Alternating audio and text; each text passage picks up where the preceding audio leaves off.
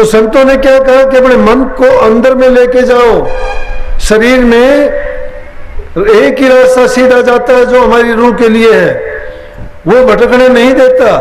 लेकिन जो अपने इष्ट को पक्का मान के चलता है, उसमें विश्वास और श्रद्धा पक्की है जिसकी, उसका भटकना नहीं होता कभी भी। गुरु उसको बाहर तो अपने उपदेश के द्वारा संभालता है, अंदर में नौरी रूप में सूक्ष्म रूप में प्रकट होके उसके भटकाव को मेटता है, मन को शांति देता है और उसको शक्ति देता है कि वो आगे की तरफ बढ़ता चले। लेकिन पहले इस मन को टिकाने के लिए हमें अपने अंदर वो ताकत और शक्ति पैदा करनी पड़ेगी। जो शक्ति हमने इंद्रियों के द्वारों में लगा के अपने आप को संसार में फंसा रखा है, उसको वहां से वापस मोड़ के और अंदर में जो सूक्ष्म नाड़ी है उसके रास्ते पर चलते हुए मन की एकाग्रता करेंगे।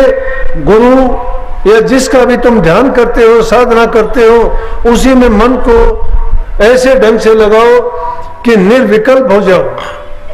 किसी प्रकार का भी ख्याल आपके मन में ना रहे, कोई भी चाहत ना रहे। लेकिन जब शरीर में रहते हो, जीते हो, चीजों की आवश्यकता और जरूरत पड़ती है, जरूरत के मुताबिक उन चीजों को आप प्रयोग में लाओ, कोई दोष नहीं है। जरूरत के मुताबिक उन चीजों का प्रयोग करते हो, लेकिन उस चीज के लिए तुम्हें वासना नहीं होनी चाहिए, उसके लिए आपको तड़प और चाहत नहीं होनी चाहिए। उसके लिए ये नहीं कि उन चीजों के पीछे आप भागते फिरो दिन रात, उसी के लिए तुम अपने मन में ख्यालात में वो चीज अगर बसा लोगे तो वही चीज तुम्हारा गुरु बन जाएगा, वही तुम्हारा नाम बन जाएगा। इसीलिए जो मन को तुम संसार के पदार्थों में जैसा लगाते हो, इस मन को उसी प्रकार से तुम अगर नाम में जोड़ दोगे तो अपने आप से यहां से बंधन ढीले होते चले जाएंगे और शब्द की तरफ अपने आप जुड़ते चले जाएंगे। तुम्हें 12वें दर्जे तक तो मेहनत करनी पड़ेगी। शरीर के अंदर 18 दर्जे हैं, 18 दर्जे में से 6 दर्जे पिंड शरीर के हैं। पिंड शरीर तो स्थूल दर्जे हैं, उनमें से कोई नहीं। संतों ने सुगम रास्ता बता दिया, जहां से रूह की बैठक होती है वो 7वें स्थान पर होती है।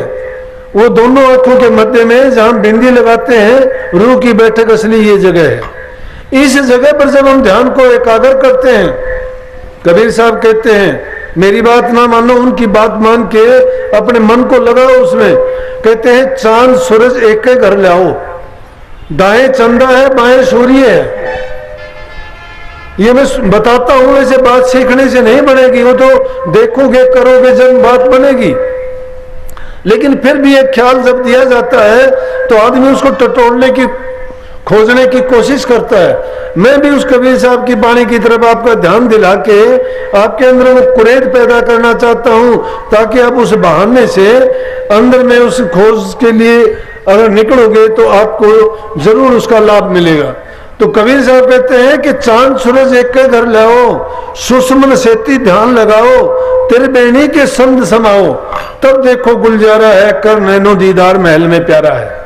कि वो प्यारा अपने महल के अंदर बैठा हुआ है, बाहर नहीं है, लेकिन उसका तरीका आसानी है बता दिया। वो चांद सूरज को एक के घर में लगा के एक स्थान पर एकाग्र मन की वृत्तियों को रोको, उस पर सूक्ष्म नाड़ी के जरिए। जब वहां से तुम चलोगे, यहां भी बहुत बाधाएं और रुकावटें आएंगी, तरह तरह की ऐसी शक्तियां सिद्धियां ऐसी चीजें आ जाएंगी कि थोड़ी बहुत बात, जो भी बात बोलोगे वो बात सत्य हो जाएगी, जो सोचोगे वो संकल्प पूरा हो जाएगा। आप सोचना शुरू कर दोगे कि मेरे अंदर तो कोई न कोई जो मुझे काम करना चाहिए था वो शक्ति आ गई है, प्रकट होगी। लेकिन संत कहते हैं कि ये लूटने वाली शक्तियां हैं, इन पर ख्याल ही नहीं करना चाहिए। ये तो पीछे पीछे फिरती है संतों के। क्यों? ये त्यागी के संग लागी डोलती हैं, लोभी कर करके लूट लेती हैं। लेकिन जो सच्चे खोजी होते हैं, जिनको पूरा गुरु मिला होता है, वो इन पर ध्यान ना देके और अपनी खोज में आगे की तरफ जब बढ़ते चले जाते हैं, जो जो प्रकाश हमें दिखाई देता है, शब्द सुनाई देता है, 12वें दर्जे तक सूक्ष्म मन और माया हमारा पीछा करती है, वहां तक ये गिराने की कोशिश करती हैं। लेकिन सूक्ष्म रूप में गुरु हाजिर होता है। जब भी अभ्यास करते वक्त ऐसी हालत अगर होती है प्रकाश आपको दिखाई देता है, प्रकाश देखते देखते प्रकाश गायब हो जाए, अंधकार छा जाए, प्रकाश फिर आपकी सूरत नीचे गिर जाए, चिंता ना करो, फिर नीचे से उसको उठाओ और फिर आगे की तरफ बढ़ो। जो जो आगे बढ़िए अभ्यास चलता रहेगा, बहुत दिन चलेगा। ये नहीं कि जो बहुत पवित्र रूह हैं, जिन्होंने करनी पहले की हुई पिछले जन्मों में, हो सकता है उनको किसी प्रकार की रुकावट ना हो और वो जल्दी अपने उद्देश्य में कामयाब भी हो जाते हैं। लेकिन कई बार ऐसा ये होता है, हर एक के साथ होता है। क्यों? उसके लिए जरूरी है कि कभी हमारे विचार अच्छे नहीं होते, कभी हमारा खान पान शुद्ध नहीं होता, कभी हमारा संग अच्छा नहीं होता, कभी हमारे आस पास की चीजें हमें अपनी ओर आकर्षित करती रहती हैं। उन चीजों के आकर्षण के कारण, क्योंकि वो सूक्ष्म रूप में माया के ही खेल है, दोनों तरफ से स्थूल और सूक्ष्म रूप से बाहर दुनियादारी की तो ये स्थूल चीजें हमें खींचती हैं, अंदर में जाओगे तो सूक्ष्म चीजें अपनी ओर हमें खींच के और उस रास्ते से भटकाने की कोशिश करते हैं। लेकिन गुरु हमारी मदद करता है और बार बार घेर फेर के मन को तुम लेके आओगे और उस रास्ते पर जब जाओगे तो 12 दर्जे से ऊपर जब चले जाओगे, फिर तो शब्द की डोर आपको अपने आप ऊपर की तरफ खींचना शुरू कर देगी, फिर गिरावट नहीं होती है। लेकिन उससे पहले पहले हमें मेहनत करनी पड़ेगी। त्रिकुटी तक तो हमें बहुत ही मेहनत करनी पड़ेगी, जहां पर तीनों शक्तियां हैं। उन शक्तियों तक जाने में हमें बड़ी कठिनता महसूस होती है।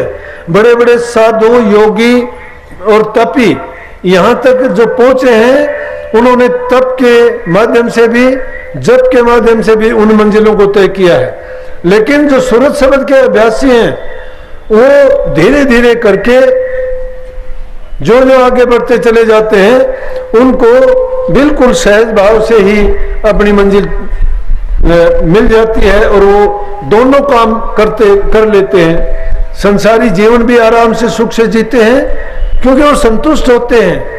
जो मालिक देता है उसी में वो संतोष करके और उसी में जैसा उनको मिलता है, कहते हैं कि मेरे लिए यही काफी है। लेकिन जो भी मिलता है उसमें वो आनंद, खुशी, संतोष और तृप्ति होती है उनकी। जब तृप्ति हो जाती है तभी तो मन ठहरता है। जब मन की तृप्ति नहीं होती तो ये हमें एक जगह से दूसरी जगह लिए फिरता है और भागे फिरते हैं, ये मन ही तो नहीं रुकता। संतों ने इसीलिए इस मन को रोकने के लिए और इसके लिए सबसे बड़ा अंकुश एक ही बताया कि गुरु का ध्यान। स्वामी जी महाराज ने जगह जगह किया, गुरु का ध्यान कर प्यारे, बिना इसके नहीं छूटना। नाम के रंग में रंग जा, मिले तो धाम नहीं जपना। नाम के रंग में जब रंग जाओगे तो तुम्हें धाम अपना मिलेगा, नहीं मिलता है धाम अपना। लेकिन आज ये ऐसी बात है कि आदमी एक कोई ऐसी जगह चले गया जिसको खुद को ज्ञान नहीं, समझ नहीं, वो तो आपको बताएगा क्या। लेकिन हम फिर बंध जाते हैं, कहते हैं कि शास्त्रों ने ऐसी चीज कही है कि गुरु छोड़ना नहीं चाहिए, पाप लगता है। लेकिन गुरु के लिए कहा है ना, जब गुरु ही नहीं है तो उसको छोड़ने में क्या पाप लगेगा। अरे फोकट धर्म पकड़ कर जो जयपुर जैना सबज भव पारा, फोकट धर्म पकड़ लिया, फोकट गुरु पकड़ लिया और शब्द का रास्ता ही उसको नहीं पता, तो किस प्रकार से हमारा कल्याण हो जाएगा। पानी मथे हाथ कछु नहीं आवे, छेर मथन आलस बारा। पानी के मथने से कोई दूध या मक्खन थोड़ा मिल जाएगा, और दूध को मथने में हमें बड़ा प्रयास और मेहनत करनी पड़ेगी, वो हम करना नहीं चाहते। तो ये फोकट धर्म और फोकट गुरु जहां मिलते हैं वो जीव का आकाश कर देते हैं। क्यों? जीव तो बेचारा सच्चा खोजी जो होगा उसको तो तड़प है अपने घर जाने की, उसको तड़प है अपने कर्म से पीछा छुटाने की। लेकिन उसको ना धर्म रास्ता पूरा मिला, ना गुरु पूरा मिला। अब पूरा गुरु के बिना उसका आकाश हो जाता है, भटकता हो। तो उस भटकन में तो पहले ही था, एक जगह से छूटा नहीं, कुएं से निकल के घेरे में और गिर गया, अब निकलने का भी रास्ता नहीं बचता। क्यों निकलने देते नहीं? कहते हैं कि गुरु को छोड़ोगे पाप लगेगा। गुरु को, गुरु नाम ज्ञान का है। गुरु तो जो नाम दे दिया, अगर सच्चा ज्ञान तुम्हें मिल गया तो उसको छोड़ कैसे दोगे। इसलिए कि उससे ना गिरो। उससे अगर गिर जाओगे तो फिर, क्योंकि जरूरी चीज है कि इंसान का पहला व्यक्तिगत जीवन अच्छा होना चाहिए, विषय विकारों से बच के, अच्छाइयों के रास्ते पर चल के, सद्गुणों को अपना के, परोपकार के काम करके, दूसरे जीवों के सुख के साधन और सेवा भाव प्रेम दिल में जब लाता है तो अपने आप ही उसका जीवन तो पवित्र होता चला जाता है। जब मन पवित्र होगा तभी तो उसमें पवित्र चीज ठहरेगी। लेकिन जब तक हमारे अंदर ये शुद्धता नहीं है, शास्त्रों ने तो 3 प्रकार से ही हमारे जीवन की सफलता बता दी कि तन पवित्र सेवा किए, धन पवित्र किए दान, मन पवित्र हरि सिमरन से त्रिविध हो कल्याण। वो तो सिर्फ सिमरन से ही कल्याण बताते हैं कि 3 चीजों से ही कल्याण होगा कि तन की पवित्रता है तो सेवा करो, मन को पवित्र करना चाहते हो तो प्रभु का नाम का जाप करो, और अगर धन को चाहते हो कि तुम्हारा धन शुद्ध पवित्र और उसका अच्छा फल मिले तो उससे दान पुण्य करो, किसी दुखी गरीब की सहायता करो। लेकिन हम अगर इन चीजों को, तीनों चीजों को अच्छे रास्ते पर नहीं लगाते तो अपने जीवन को बर्बाद कर लेते हैं। विषय विकारों में जीवन को हम लुटा देते हैं। हम बहुत बड़े व्यापारी सौदागर संसार में बन के आए थे, हमारे पास सांसा रूपी दौलत थी, हमें वो पूंजी दी गई थी कि उससे लाभ कमाएं, और वो लाभ कमाना क्या था कि नाम की भक्ति करके अपने जीवन को सफल करते। लेकिन उसे यहाँ आके हमने क्या किया कि उसे के बदले में हमने ऐसी चीजें खरीद ली, लाभ के बजाय हमें हानि उठानी पड़ी। जमा पूंजी भी थी वो भी यहाँ से लुटा के चले गए, और जब अंत समय में गए तो खाली हाथ जब वहां पहुंचे हमें कुछ नहीं मिला। क्यों नहीं मिला? हाथ मलते गए, जो था वो बर्बाद कर दिया। अब कही है साहूकार की पूंजी लाया देनी ना बेचारी, आगे की तेरी पड़े तो उठ की कोडी नहीं उधारी। उस साहूकार से जो पूंजी लेके आए थे उसको क्या मुंह लेके बात करेंगे कि वो पूछता है कहाँ गई पूंजी, क्या बताएंगे कैसे बर्बाद कर दी। इसीलिए कहा है कि अपने जीवन में पवित्र चीजों को अपनाओ, अच्छे काम करो, परमार्थ अगर करना चाहते हो तो परोपकार करो, पापों से बच जाओ। बल्कि कही है रे मन भला ना कर सके तो बुरे पंथ मत जा, अमृत फल चाखा नहीं तो विस्फल का खा। अगर तुम अच्छा नहीं कर सकते तो कम से कम बुरा करने से तो बच जाओ। नहीं कर सकते मान लेंगे, नाम की कमाई नहीं हो सकती, कठिन है, बड़ी मेहनत करनी पड़ेगी। लेकिन नहीं कर सकते कोई बात नहीं, ये बात भी एक बड़ी बात है कि बुरा करने से बच जाओ। गुरु आपको मिला है, नाम की दीक्षा आपको मिली है, भूले भटके से अगर आपसे चूक हो भी जाएगी और नाम की कमाई ना करोगे फिर भी आपको आगे का जन्म इंसान का ही मिलेगा। संतों का जितना चेताया हुआ जीव कभी संसार में भटकता नहीं है। अगर उसकी करनी में भंग पड़ता है तो भी वो इंसान के रूप में फिर पैदा होगा, फिर भी उसको गुरु सत्संग मिलेंगे, फिर भी उसको ज्ञान उपदेश नाम मिलेगा, फिर वो दोबारा से करनी करके अपने जीवन को कामयाब कर लेगा। क्यों कर लेगा? कि राजा भर्तृहरि की बात सुनो। राजा भर्तृहरि पहले जन्म में राजकाज को छोड़ के ऋषियों का जीवन बिताया, त्याग का जीवन जंगलों में चला गया भक्ति की। लेकिन एक दिन क्या हुआ कि एक दिन समाधि में बैठे हुए थे, उसी समय एक हिरणी भागी हुई आई और हिरणी ने वहां शिकारी के डर से जैसे भी बच्चा फेंक दिया और वो हिरणी चली गई। अब ऋषि ने बच्चे को देखा, उसको दया आई, बच्चे को पाल लिया और उसने अपने मन को बच्चे में ऐसा दे दिया कि वो बच्चे के पीछे पीछे रहता है। कहाँ तो प्रभु की भक्ति करता था और कहाँ मन अब बच्चे में चला गया। काम तो नेक था, परोपकार का था, भलाई का था, बड़ी दया थी, जीव से उन्होंने कितना प्यार किया, बड़ी दया करके वे बच्चे को पाला पोसा। और जब वो बच्चा इधर उधर चला जाता तो उसको ढूंढता फिरता, मन दे दिया उसको। जो मन प्रभु को देना चाहिए था, नाम में लगाना चाहिए था, वो उसको छोड़ के, लेकिन उस करनी में भंग आ गया, लेकिन गलत काम में नहीं हुआ।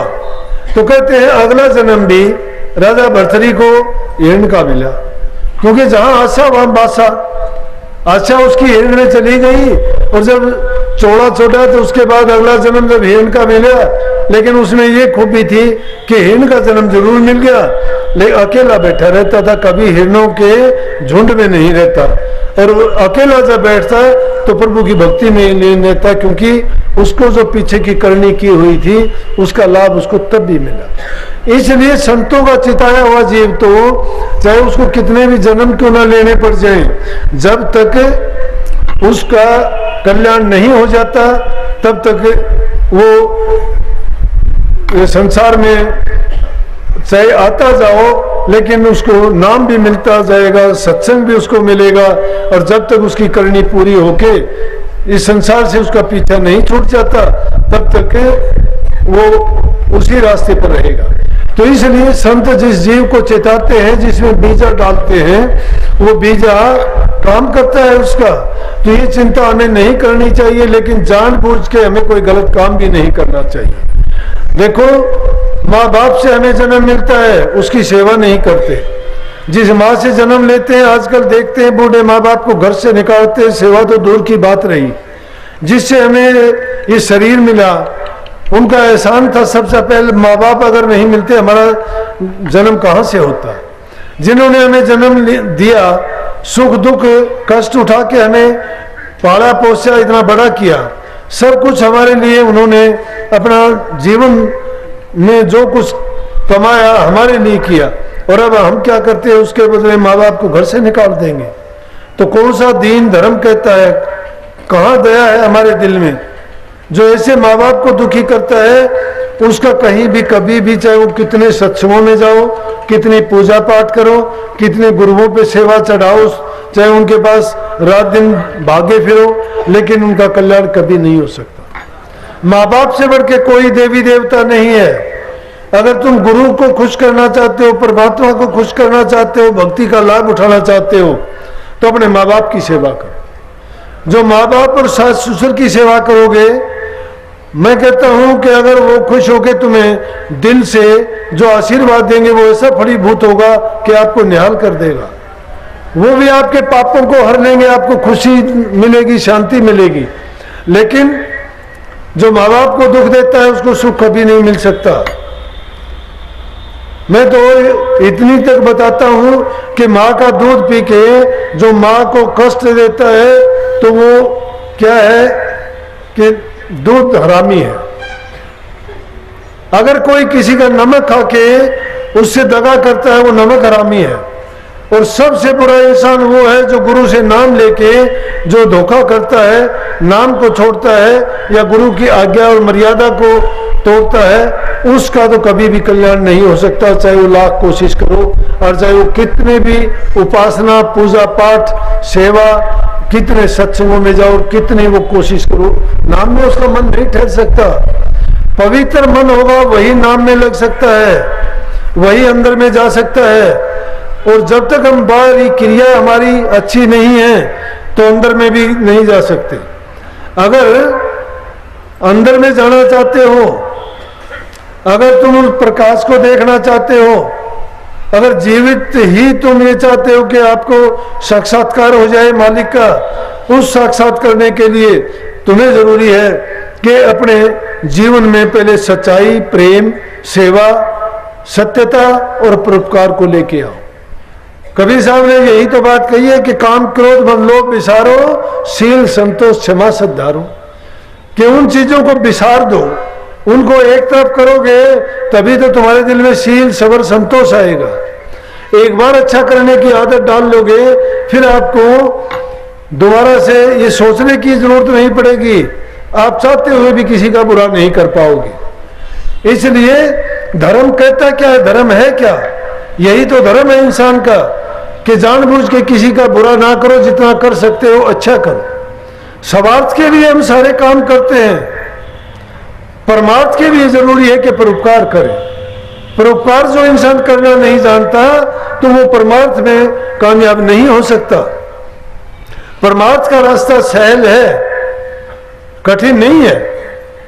जगह जगह कही गई है कि इसमें क्यों कठिन, तो इसलिए है कि इन चीजों को निभाना, उन पर चलना आसान नहीं, और सहज इसलिए है कि हमें कोई चीज छोड़नी नहीं पड़ती। वो जमाने गए जब तप करने वाले तप करते थे, घरों को छोड़ के जाते थे, किसी भी चीज की खाने पीने तक की उनको परवाह नहीं होती थी। तब करते थे, न पहनने की, न खाने की, न रहने की, जैसे हालात गुजरते उसी हालात में अपने आप को डाल लेते, और लेकिन उस नाम में, भक्ति में लीन रह के वो संतुष्ट थे। लेकिन आज संतों ने इतना सुगम रास्ता बता दिया कि सब चीजों का उपयोग करो, सब चीजों का उपयोग करते हुए किसी भी प्रकार की परेशानी नहीं होती। घरों में रहो, शांति प्यार से रहो। ये चीज है कि जो आपस में प्यार प्रेम से शांति से जो रहते हैं तो उसमें घर बैठे हुए ही आपके लिए एकांत है। लेकिन जब घरों में शांति नहीं है, आपसी लड़ाई झगड़े हैं, आपस में प्रेम नहीं है, तो चाहे तुम घर में रहो चाहे बाहर रहो, क्योंकि अगर तुम्हें वही बात लेके बाहर भी जाते हो तो वो चीज आपका पीछा करती रहेगी। और घर में भी अगर और आपने उन चीजों का मोह त्याग दिया है, उनसे निजात पाली है, तो वो चीजें आपको कभी आपकी तरफ आकर्षित नहीं करेंगे। इसलिए संत मत कहता है कि भक्ति का मार्ग इतना सुगम है, उस पर एक बार कदम जब रख दोगे सच्चाई के साथ। ये अब देखा देखी अगर कोई काम करता है, हम दूसरों को देख के सोचते हैं कि वो सत्संग में जाता है मैं भी जाऊं, लेकिन वो दूसरा करता है वो वैसा करते तो नहीं। कई बार बात याद आ जाती है कि हम दूसरे को देख के कहते तो हैं कि उसका ये काम हो गया, मेरा भी वो काम करो। मैं कहता हूं तेरा भी वो काम हो जाएगा, वो गुण अपने आप के अंदर तुम भी लेके आओ। वो गुण तो अपनाना नहीं चाहते, और वो सुख चाहते हैं जो किसी दूसरे को मिला है, कष्ट उठाना नहीं चाहते। ये तो कहते हैं कि हल्दी लेके ना फिटकड़ी, रंग भी आए चोखा, कि हमें कुछ ना करना पड़े, कि आप कर दो। लेकिन ये दुर्बल आदमियों का सहारा है। कोई कहता है कि मेरा तो गुरु पूरा हो गया, नाम मुझे मिल गया, मेरा काम अपना आप गुरु कर देगा। गुरु नहीं करेगा, करना हमें पड़ेगा। ये बहानेबाजी लगाने से या इधर उधर की बात करने से कोई फायदा नहीं।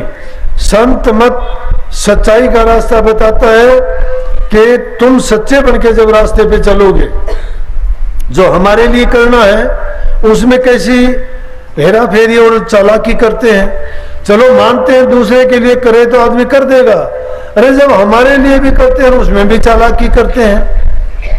कहते हो कि अभ्यास में बैठता हूं कितनी देर, 1 घंटा, कैसे कि 3 से 4। तो तुम 3 से 4 बैठोगे और मन अगर नहीं करता, बीच में किसी कारण से उठ जाओगे, तो फिर टाइम ही देखते रहोगे कि अभी तो 3:30 हुए हैं, अभी तो 3:45 हुए, अभी 4 है। तो भजन तो घड़ी का किया, नाम का नहीं किया। नाम का भजन तो चाहे 2 पल के लिए भी करोगे। सबसे आसान तरीका और अच्छा तरीका तो है निर्विकल्प। निर्विकल्प के लिए जो राजा जनक के वाली बात मैंने आपको बताई थी, आप बैठे बैठे यहां भी हो सकते हो। रोक दो अपने मन को, जहां भी तुम जब भी ध्यान की अवस्था में जाते हो